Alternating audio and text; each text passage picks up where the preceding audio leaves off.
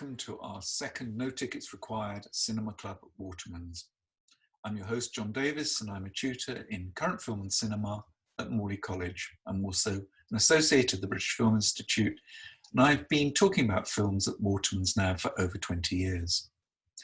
And just to remind you, the idea of this film club goes like this.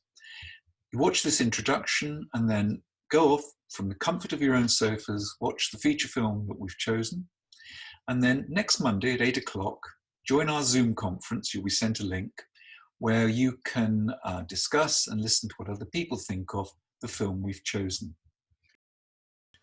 For our second film, we've chosen Ritesh Batra's The Sense of an Ending, a film adapted from Julian Barnes' 2011 novel. So first a word about the director. Ritesh Batra was born in 1979 in Mumbai, the heart of the Indian film business. He was educated in India and America, real high flyer, and set off on a career in finance and business. Instead, after a few years, he jumped ship and went to film school in New York. His first short film, which I'd highly recommend to all of you, is called Café Regular Cairo. If you put in Café Regular Cairo, you'll find a link to it, which is an 11-minute short film about a couple meeting in Cairo and an extraordinary discussion they have. It won prizes at all the festivals and launched him on a sort of career that meant that he could make his first feature film in 2013, which was called The Lunchbox, which is a rom-com set in Mumbai about a man who gets the wrong lunch. It's pretty good. From that, he went on to make his second feature, Sense of an Ending, which we're going to be looking at in this film club.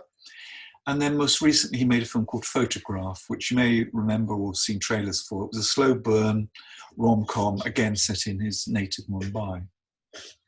The story in this film comes from the novel by Julian Barnes, and it won him the Man Booker Prize.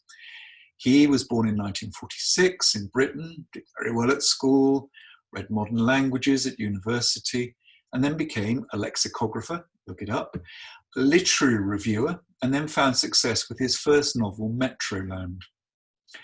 His mother did not approve of the bombardment of filth in it, so if you haven't read it, try and get a copy. Anyway, he followed this up with, amongst other things, Flaubert's Parrot and England, England, and has been a successful author ever since. The screenplay is by Nick Payne, who's a young writer whose career has been largely on television, more recently in programs like The Crown.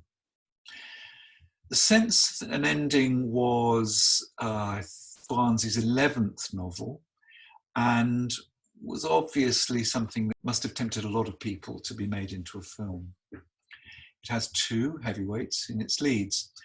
Charlotte Rampling, who made her name in the swinging 60s in films like Georgie Girl, then made a career in a wide range of sometimes very challenging roles that people will remember, perhaps The Night Porter, but also in comedies like Stardust Memories, more recently in a string of French films. She's proved that there are great roles for older women through performances in films like Sous le Sable, Under the Sand, 45 Years with Tom Courtenay, and this one. And opposite her is Jim Broadbent, a British stalwart character actor with a surprisingly broad range of career on both sides of the Atlantic and on the stage and screen. If you look him up on IMDb, you'll just be amazed at what he's done.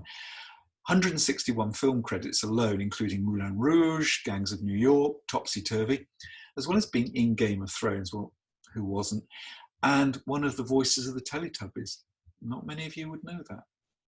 Music's by modern composer Max Richter, and it was produced by BBC stalwart David M. Thompson. So let's have a look at the trailer to give you an idea what the film's about. Good morning. Just about. Could you sign here, please? Have a nice day. This is my story. I'm divorced. Very happily so. Cheers. My daughter's choosing to have a child on her own. But this is it, is it? No, it's a spectacularly elaborate wind-up, Dad. Yeah, point taken. And then, one day... Dear Tony, I think you should have the attached. Perhaps you'll find it an interesting, if painful, memento of long ago. Yours, Sarah Ford. Someone you knew has left you. A diary. It's currently with Mrs. Ford's daughter. Veronica. So, she has it, the diary. Sorry, who has it? My ex-girlfriend, Veronica. Hello, Anthony. So I hope you enjoy watching the film, which is available on BBC iPlayer. And on Monday night at 8 o'clock, I'll be taking a little more time to introduce the film and leading a discussion to find out what you think about it. There'll be polls throughout, which were quite exciting last time, asking you key questions about what you think about the film. And there'll be a chance for everyone to contribute. You can do it by text or talking online, which we love. Those of you who haven't done Zoom before, it really is simple. And we had quite a few people last time who hadn't, and it all worked out beautifully. So we'll also be choosing the next film for the next film club. And we'll come up with a choice of 5, which we'll share with you beforehand. So I look forward to seeing you all on Monday. I hope you've enjoyed this video, and I look forward to leading a great discussion. Thanks for watching.